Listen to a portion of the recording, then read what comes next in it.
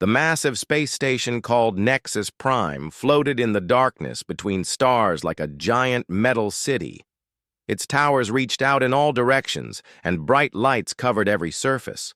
Ships from dozens of alien worlds docked at its many ports, bringing representatives from across the galaxy. Today was special because the Galactic Council would meet to discuss new members who wanted to join their ancient alliance. Captain Jake Morrison stood on the bridge of his ship called the Liberty and watched the station grow larger on his screen. His crew worked quietly around him, checking systems and preparing for what might be the most important meeting in human history. The Liberty was not impressive compared to the alien ships around them. It looked small and plain next to vessels that seemed made of living crystal or flowing metal that changed shape as they moved. Ambassador Lisa Parker joined Jake at the viewing window and smoothed down her formal blue uniform. She carried a datapad with humanity's application for membership in the Galactic Trade Alliance. Earth had spent 3 years preparing this document.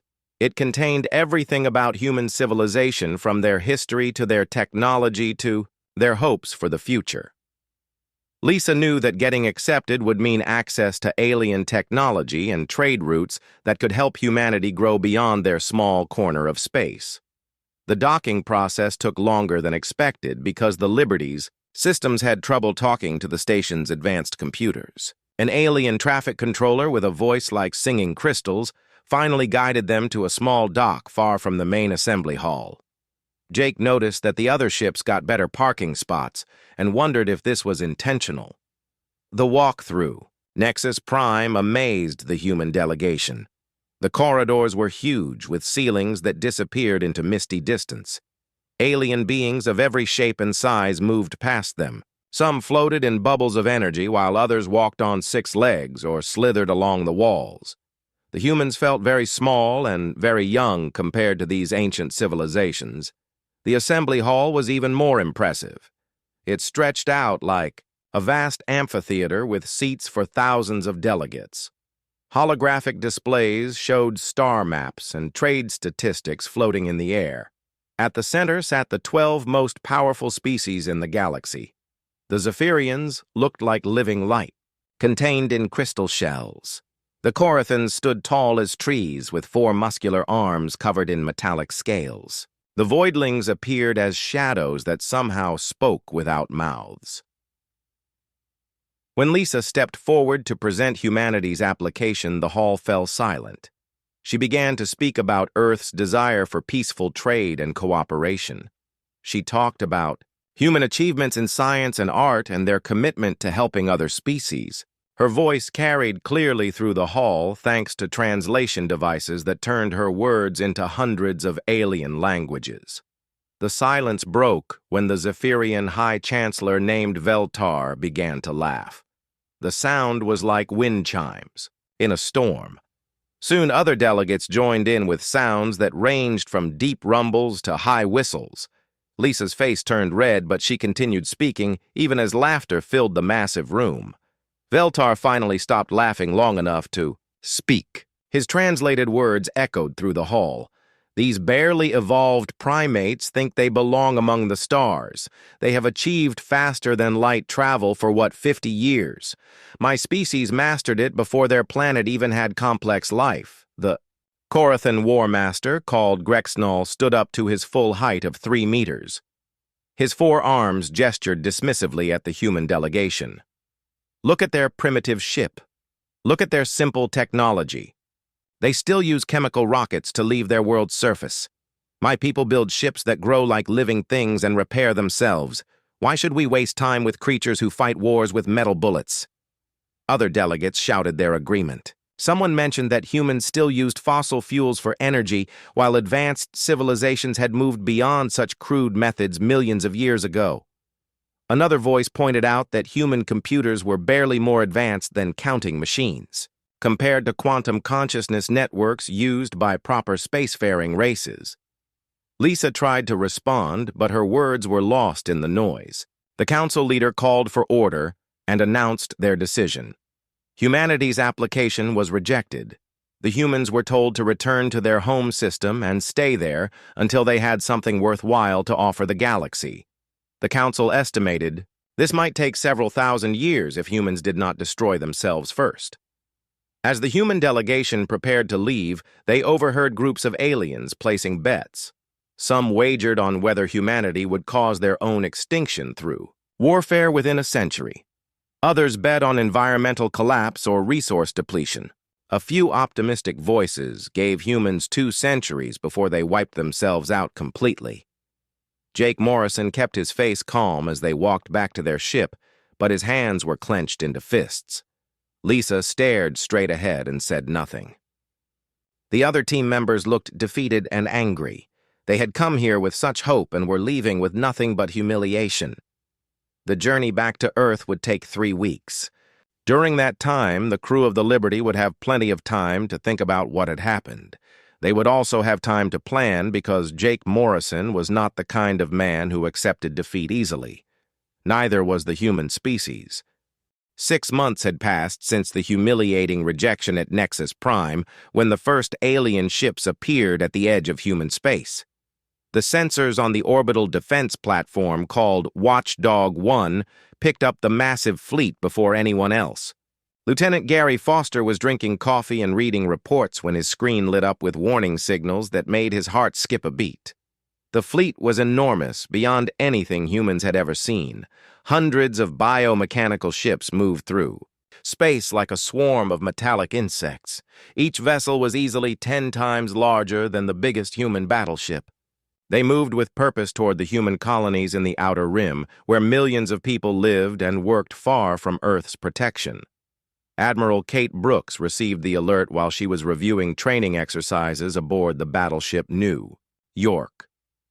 She was a tough woman who had fought pirates and raiders for 20 years, but nothing had prepared her for this moment. The alien fleet was clearly Corathan based on the reports from the diplomatic mission to Nexus Prime. Their bioships had a distinctive look with organic curves mixed with metallic armor plating.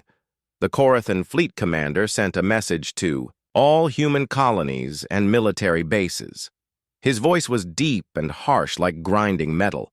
He identified himself as War Master Grexnol, the same alien who had mocked humanity at the council meeting. His words were simple and direct. All human settlements must be evacuated immediately. Any resistance would be met with complete destruction. Humans had 24 hours to abandon their colonies and return to their home system. Admiral Brooks called an emergency meeting of all fleet commanders. The human space navy had been built to fight pirates and protect trade routes, not to face an invasion by a superior alien force. They had 47 ships total, including cargo vessels pressed into military service. The Corathan fleet had more ships than that in their advanced scouts alone. Commander Ryan Hayes was stationed at Havens Point, a mining colony near the asteroid belt. He had 12 cruisers under his command and orders to evacuate the civilian population. The colonists had spent their entire lives building homes and businesses among the asteroids. Many refused to leave everything behind based on alien threats they had never faced before. The evacuation was still in progress when Corathan attack ships arrived at Havens Point. Ryan watched through his ship's cameras as the alien vessels moved through space with deadly grace. They were beautiful in a terrifying way with hulls that seemed to breathe and weapons that glowed like captured stars. The lead ship was 3 times the size of his flagship and covered in armor that looked like living bone. Ryan ordered his ships to form a defensive line between the aliens and the colony.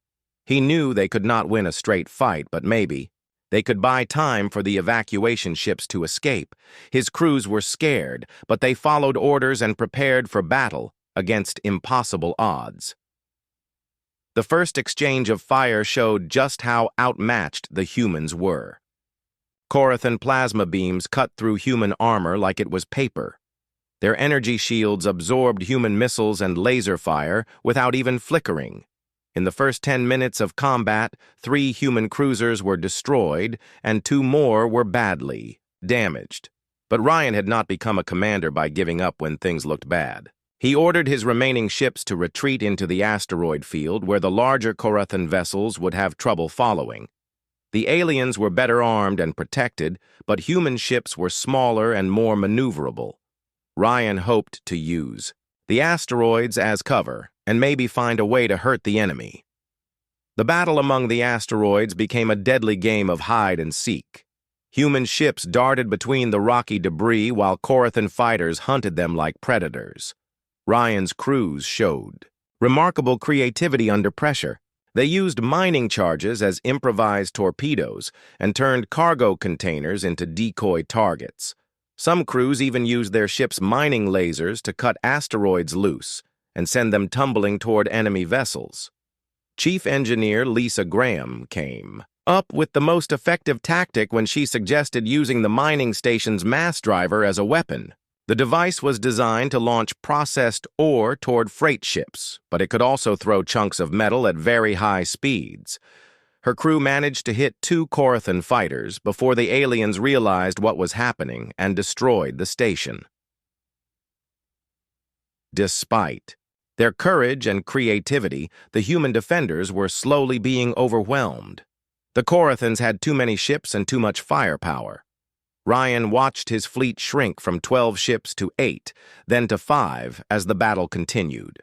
The evacuation ships were still loading civilians who refused to leave their homes until the last possible moment.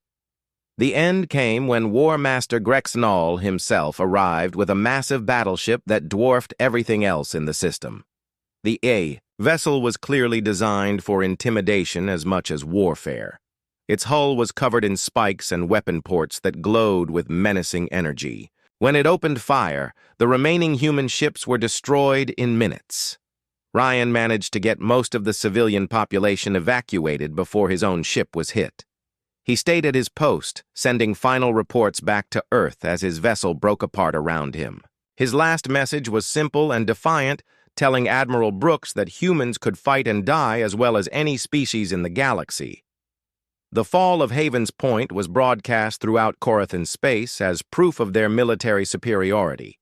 War Master Grexnall sent the recording to other alien civilizations as a warning about what happened to species that opposed the Korathan Empire. The message was clear and brutal. Humans were weak, and their resistance was pointless. News of the defeat reached Earth within hours thanks to quantum communication networks. The government declared a state of emergency and began preparing for full-scale war. Admiral Brooks was given complete authority over all military forces and told to defend humanity by any means necessary. But something else was happening that the Korathans did not expect. Instead of breaking human morale, the destruction of Haven's Point made people angry. Recruitment centers were flooded with volunteers who wanted to fight back against the aliens who thought humans were weak. Factories began working around the clock to build new ships and weapons. The Korathans had made a serious mistake by underestimating human determination. The underground factories of Mars had never been busier than in the weeks following the fall of Haven's Point. Chief Engineer Sam Rodriguez worked 18-hour days in the deep tunnels beneath the red planet's surface, where humans had built their most advanced manufacturing facilities. The air smelled of hot metal and electrical burns as thousands of workers raced to build weapons that could fight the Korathan invaders. Sam stood over the remains of a Korathan fighter that had been recovered from the asteroid field. The biomechanical hull was unlike anything human engineers had seen before. It seemed to be part machine and part living organism, with systems that could repair themselves and adapt to damage. But Sam was not intimidated by alien technology. He had spent his career solving impossible problems, and this was just another puzzle to figure out. The breakthrough came when Sam's team discovered that the Korathan power systems used a combination of organic neural networks and quantum processors. The aliens had grown their technology rather than building it. Their ships were more like trained animals than machines. This gave them incredible capabilities, but it also created weaknesses that could be exploited by someone who understood the principles involved. Dr. Amy Chen worked with a different kind of problem in her laboratory on Earth. She was a psychologist who specialized in military strategy, and her job was to figure out how Korathan minds worked. The aliens had centuries of experience in warfare, but they followed predictable patterns based on their rigid social structure. Amy realized that their greatest strength might also be their greatest weakness. Korathan society was built around strict hierarchies and ancient traditions. Their military tactics had not changed much in thousands of years, because they had always been successful. War Master Grexenol fought the same way his ancestors had fought and expected his enemies to do the same. He could not imagine facing an opponent who changed tactics in the middle of a battle or used weapons in ways they were never designed for. Amy began developing what she called chaos protocols. These were battle plans that made no sense according to traditional military doctrine but might confuse and disrupt alien command structures. She studied every piece of information about the Havens Point battle and identified moments when human unpredictability had surprised the Korathans, even in defeat. Lieutenant Colonel Mike Foster commanded the newly formed Special Operations Group that would test these theories in actual combat. Mike was a veteran of the colonial wars who had learned to fight with limited resources against superior enemies. His team included specialists from every branch of the military, plus civilian experts who brought skills the aliens would never expect to see on a battlefield. Their first mission was to strike at a Korathan supply convoy heading toward the human colony at New Texas. Intelligence reports showed that the convoy was lightly defended because the aliens did not expect humans to attack so far from their home systems. Mike's plan was to prove them wrong in the most dramatic way possible. The human attack force consisted of converted civilian ships that looked nothing like military vessels. Cargo haulers carried missile pods hidden in their cargo bays. A luxury. Passenger liner had been fitted with experimental beam weapons. Even a garbage collection ship had been turned into a weapon platform loaded with mining charges and construction explosives. The Korathans were completely unprepared for an attack by what appeared to be random civilian traffic. Their bioships were programmed to recognize military threats, but they ignored harmless-looking vessels until it was too late. Mike's forces achieved complete surprise and destroyed half the convoy before the aliens could respond effectively. But the real victory was not the ships they destroyed, but the confusion they created. Korathan commanders could not understand how humans had appeared so far from their territory or why they were using civilian ships as weapons. The attack violated every principle of civilized warfare that the aliens understood. It was crude and desperate and completely effective. Back on Mars, Sam Rodriguez was putting the finishing touches on his most ambitious project yet. His team had built a prototype warship that combined human engineering with captured Korathan technology. The vessel looked strange with organic curves mixed with angular human design elements. More importantly, it worked in ways that neither species could have achieved alone. The ship's computer systems used both human programming and alien neural networks. This hybrid approach gave it capabilities that surprised even Sam. The vessel could learn and adapt during combat like a Korathan bioship, but it also had human creativity and unpredictability built into its basic programming. It was something entirely new in the galaxy. Captain Alex Stone was chosen to command the prototype during its first combat test. Alex had survived the battle at Havens Point and volunteered for the most dangerous assignments available. He understood both human determination and Korathan capabilities better than almost anyone. The test mission would be to attack a Korathan patrol group near the colony world of New Austin. The hybrid ship performed beyond all expectations during the battle. Its systems adapted to enemy fire and found weaknesses in Korathan defenses that human analysts had missed. The vessel's weapons combined human kinetic projectiles with alien energy systems to create effects that neither technology could produce alone.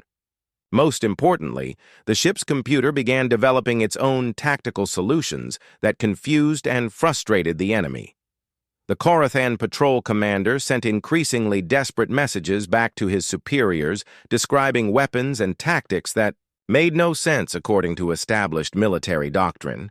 Human ships were behaving in ways that violated basic principles of space combat.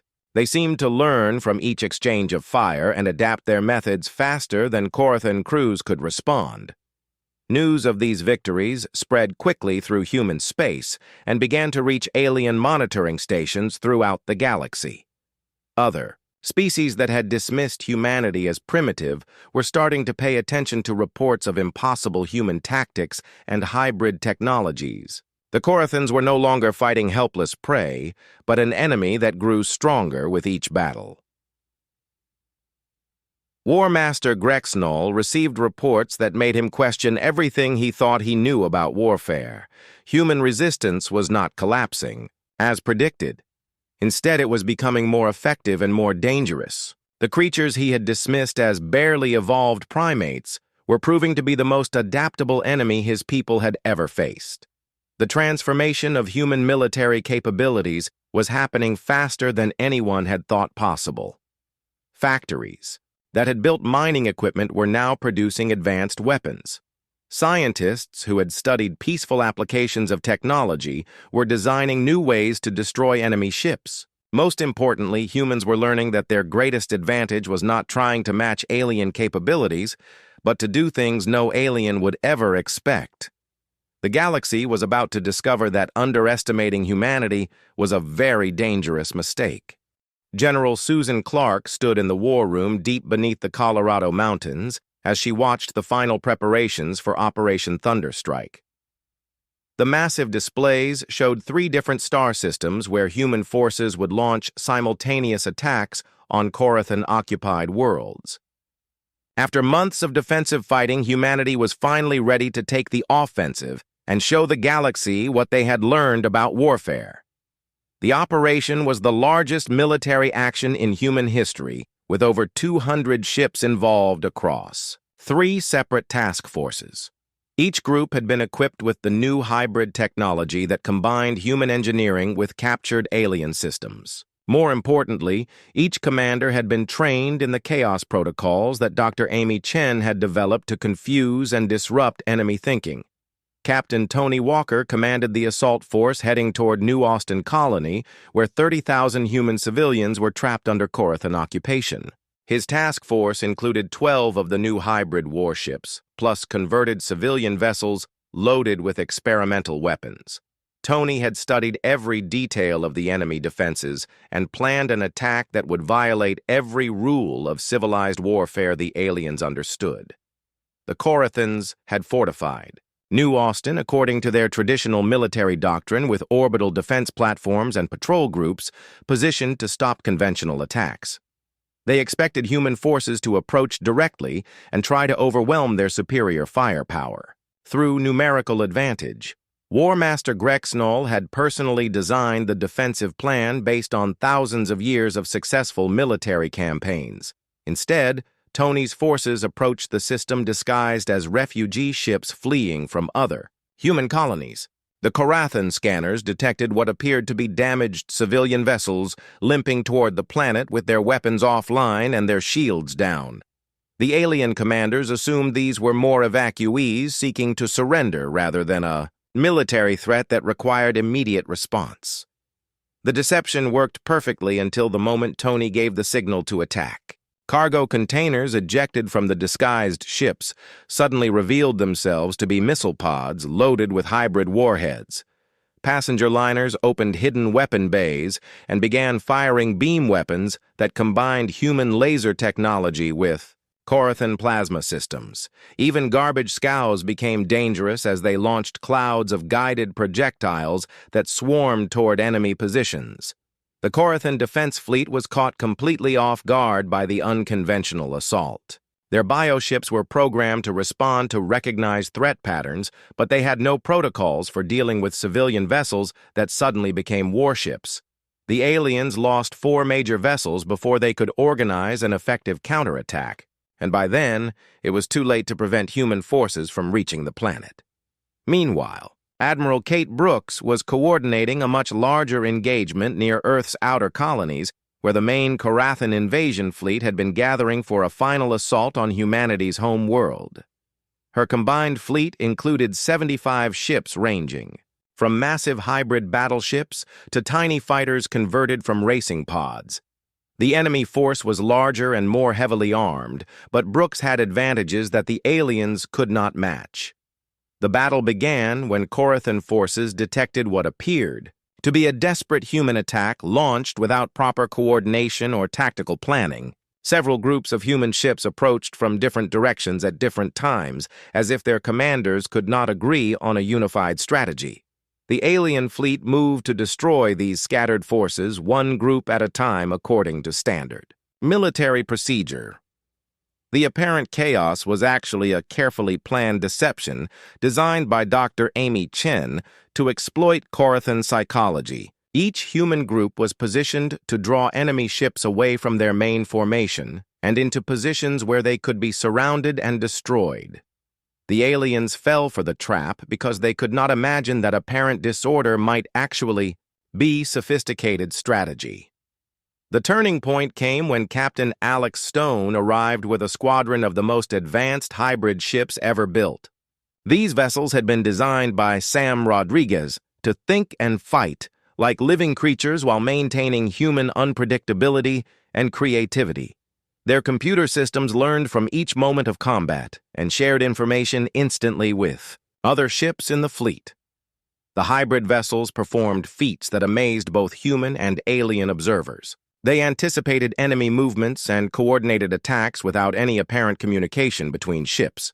Their weapons adapted to changing battlefield conditions and found weaknesses in Korathan defenses that had never been exploited before. Most importantly, they seemed to enjoy the challenge of fighting superior opponents. War Master Grexenol watched in growing alarm as his carefully planned invasion began to collapse around him. Human forces were using tactics and technologies that should not have been possible for such a primitive species. Their ships fought with creativity and determination that his rigid military doctrine could not counter effectively. The psychological warfare proved as devastating as the new weapons technology.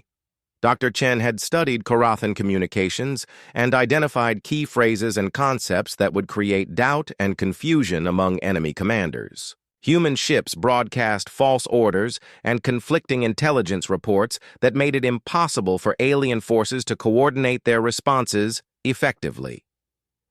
The breakthrough came when several Korathan commanders began to question their orders and demand explanations from their superiors.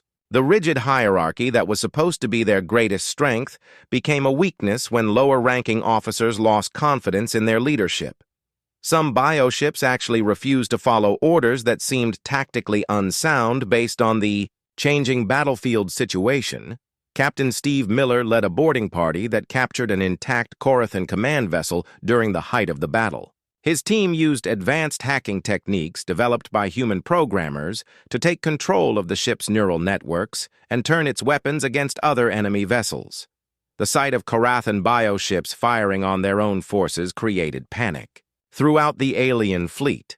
The final blow came when Admiral Brooks ordered a coordinated assault by every human ship in the system. The attack was launched simultaneously from dozens of different directions, with each group using different weapons and tactics. The Korathans found themselves facing an enemy that seemed to be everywhere at once, using strategies that made no sense according to traditional military thinking.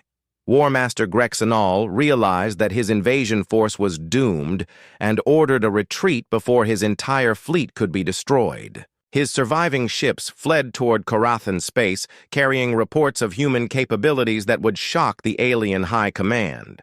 The species they had dismissed as primitive had defeated one of the most powerful military forces in the galaxy. The victory celebrations on Earth lasted for days as news of the successful defense spread throughout human space. But military leaders knew this was only the beginning of a larger conflict. The Korathans would return with larger forces, and other alien species might decide that humanity represented a threat that needed to be eliminated before it grew too powerful. Operation Thunderstrike had accomplished more than just military victory. It had announced to the galaxy that humanity was no longer a collection of helpless colonies that could be bullied by superior alien civilizations. The The species that had been laughed at for their primitive technology had proven that intelligence and determination could overcome any advantage in equipment or experience. The tide of war had turned, and the galaxy would never be the same. The emergency session of the Galactic Council convened 3 days after news of the Korathan defeat reached Nexus Prime. Representatives from 12 major civilizations gathered in the Great Assembly Hall, where they had laughed at humanity just months before. Now the same chamber was filled with worried voices and nervous energy, as alien leaders tried to understand what had happened to one of the galaxy's most powerful military forces. High Chancellor Veltar of the Zephyrians floated in his crystal shell and reviewed the battle reports with growing disbelief. The data showed Korathan bioships being outfought and outmaneuvered by vessels that should have been technologically inferior. More disturbing were the recordings of human tactics that violated every principle of civilized warfare that advanced. Species had followed for millennia. The Voidling Collective spoke through their representative with voices that seemed to come from empty space itself. They had monitored the conflict through quantum sensors and confirmed that the reports were accurate despite being almost impossible to believe. Humans had somehow achieved in months what most species took centuries to accomplish. Their rate of technological and tactical development was unprecedented in galactic history. Ambassador Lisa Parker returned to Nexus Prime aboard the new flagship called the Constitution. The vessel was 3 times larger than the Liberty and equipped with hybrid technology that impressed even veteran alien observers. Its hull showed the distinctive curves of biomechanical engineering mixed with angular human design elements that created something entirely new and potentially very dangerous. Lisa's escort fleet included 6 hybrid warships and a dozen converted civilian vessels that had proven their effectiveness during Operation Thunderstrike. The alien traffic controllers were much more polite this time as they guided the human ships to premium docking facilities near the main assembly hall. Several alien delegations requested permission to tour the human vessels and examine their unusual technology. Admiral Kate Brooks accompanied the diplomatic mission along with Captain Alex Stone and several other military leaders who had participated in the recent victories. Their presence sent a clear message that humanity was no longer approaching the Council as supplicants seeking membership. They came as equals who had proven their strength and demanded recognition of their new status. The formal session began with War Master Grexnol delivering his report on the failed invasion. The proud Korathan commander looked defeated and humiliated, as he described how human forces had used tactics and weapons that his people could not counter effectively. His voice shook with emotion as he admitted that the species he had once mocked had taught his civilization more about warfare than they had learned in the previous 1,000 years. The council chamber was silent as Grexenol played recordings of the final battle where human ships had turned, captured Korathan vessels against their former owners. The sight of biomechanical warships firing on their own fleet created visible shock among the alien representatives. Several delegates demanded technical explanations for how humans had accomplished such feats with supposedly primitive technology. Dr. Amy Chen had prepared detailed psychological profiles of each alien species represented on the council. She advised Lisa on how to address each group's specific concerns and fears about human capabilities. The key was to demonstrate strength without appearing threatening, while making it clear that humanity would defend itself against any future aggression. Lisa's speech to the council was carefully crafted to exploit the divisions that Dr. Chen had identified among the various alien factions. She spoke of humanity's desire for peaceful trade and cooperation while standing in front of military officers who had just defeated one of the galaxy's most feared civilizations. The contrast between diplomatic words and obvious military capability was not lost on any of the representatives. The Zephyrian High Chancellor was the first to formally acknowledge that his people had misjudged human potential. His translated words carried undertones of both respect and fear as he apologized for his previous dismissive attitude. Other species quickly followed suit as they realized that maintaining hostile relations with humanity might not be wise given recent developments, but not all reactions were positive. The hegemony of Solus had built their civilization around the belief that they were the supreme species in the galaxy, and they viewed human success as a direct threat to that ideology. Their representative demanded that the Council take action to prevent humanity from acquiring more advanced technology or expanding beyond their current territory. The debate that followed revealed deep fractures within the galactic community that had been hidden for centuries. Species that had cooperated for millennia suddenly found themselves on opposite sides of fundamental questions about the future of galactic civilization. Some welcomed humanity as a fresh perspective that could solve old problems. Others saw them as dangerous upstarts who threatened the established order. Captain Stone noticed that several alien delegations were conducting private meetings during breaks in the formal sessions. Intelligence reports suggested that some species were already negotiating secret agreements with humanity, while others were discussing ways to limit human expansion before it became unstoppable. The galaxy was dividing into factions based on their attitude toward the newest spacefaring civilization. The Korathan Empire found itself in the most difficult position of all. Their defeat by humans had damaged their reputation and weakened their influence within the Council.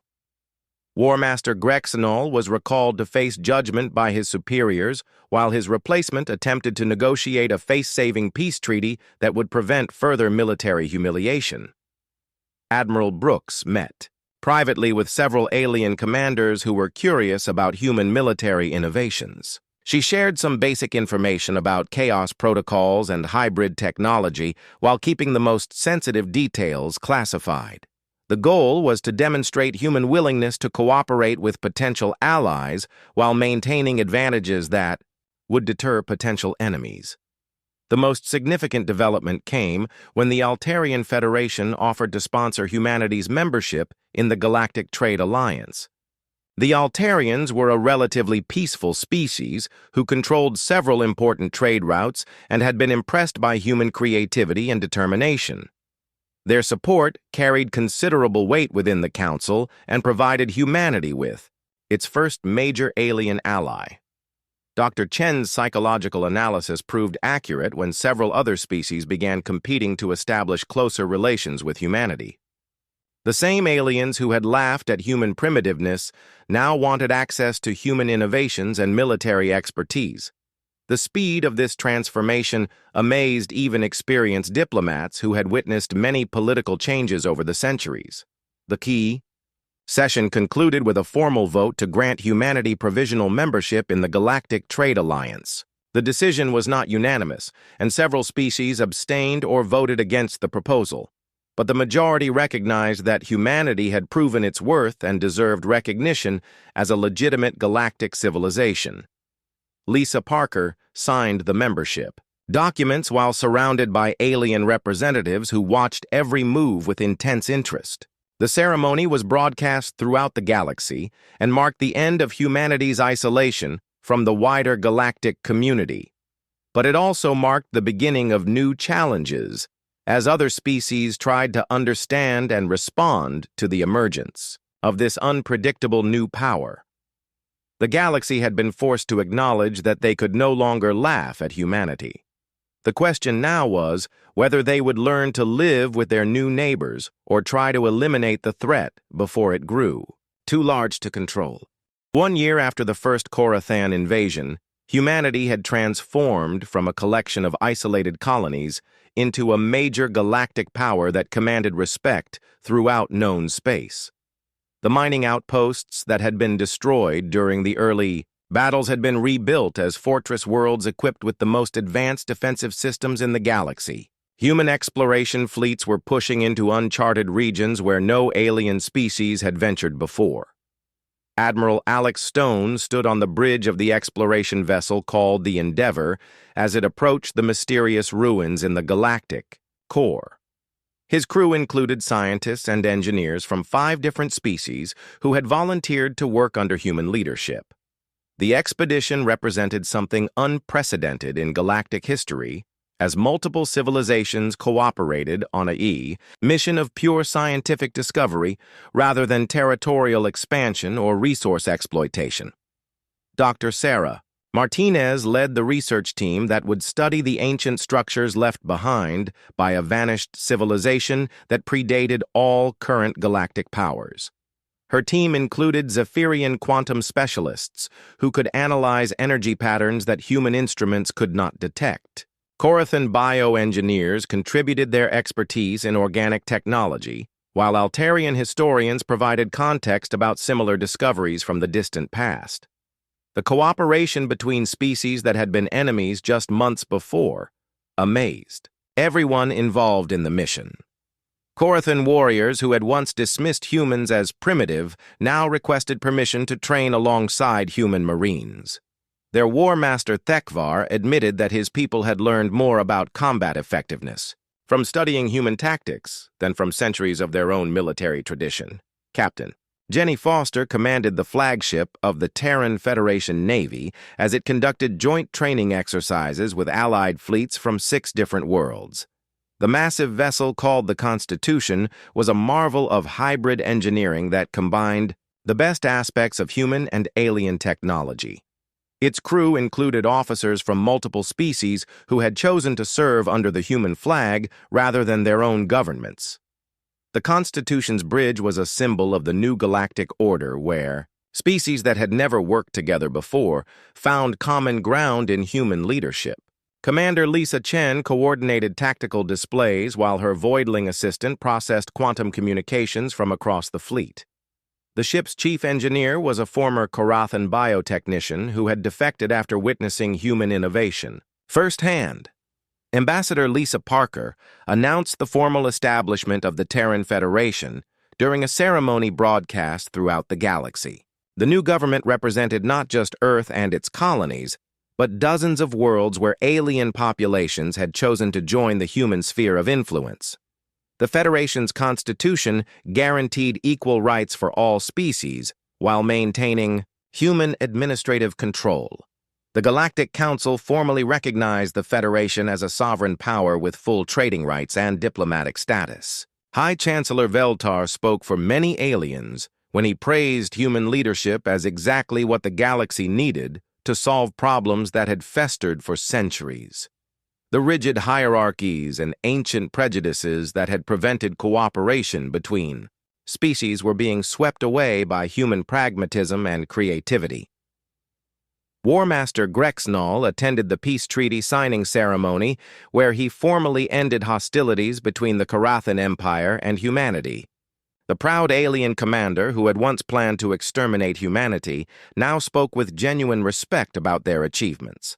His words were carefully chosen, but carried deep meaning for those who understood Corathan culture and its emphasis on honor through strength.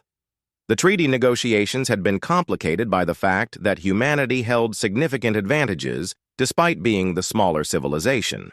Human technology had proven superior in several key areas, while their military tactics remained largely mysterious to alien observers. The Corathans found themselves negotiating from a position of weakness against opponents they had expected to crush easily. General Susan Clark established the new Galactic Naval Academy on a neutral world where young officers from multiple species could learn advanced tactics and strategy. The curriculum included courses on adaptive warfare and unconventional thinking that challenged traditional military doctrine.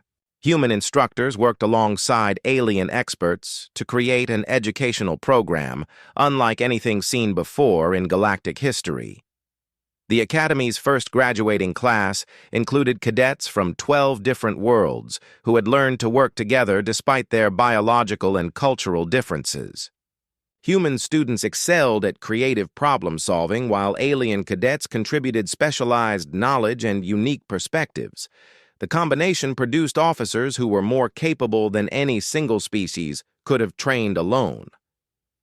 Dr. Amy Chen taught the most popular course at the Academy where she explained the psychological principles behind effective military leadership.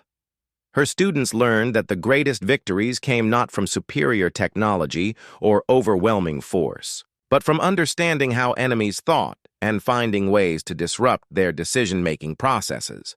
The lessons applied to diplomacy and business as well as warfare.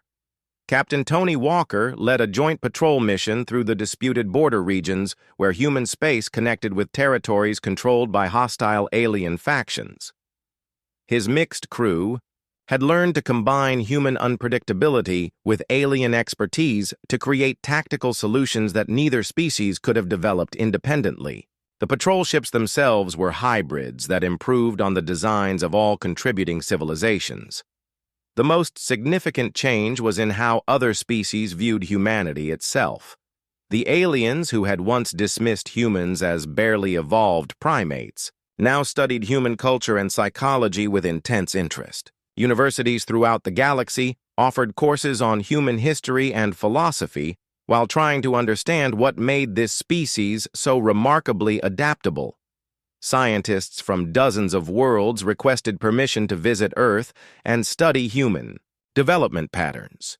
They wanted to understand how a species could advance so rapidly from primitive technology to galactic leadership in such a short time. The research revealed that human creativity and determination were not accidents, but fundamental characteristics that could be cultivated and enhanced. Admiral Jake Morrison returned to Nexus Prime aboard the Constitution exactly 2 years after, his first humiliating visit. The alien representatives who had laughed at humanity now competed for his attention and sought opportunities to establish closer relations with the Federation. The same chamber where humans had been rejected now hosted ceremonies celebrating interspecies cooperation and mutual understanding. The transformation was most visible in the younger generation of aliens who had grown up during the period of human expansion. They showed none of the prejudice and rigid thinking that had characterized their elders. Many requested permission to emigrate to Federation worlds where they could participate in the dynamic culture that humanity was creating throughout its sphere of influence. The galaxy had learned a lesson that would shape interspecies relations for centuries to come. Laughing at other civilizations was not just rude, but potentially dangerous, because any species might possess hidden capabilities that could change the balance of power. Respect had to be earned through strength, but once earned, it opened possibilities for cooperation that benefited everyone involved.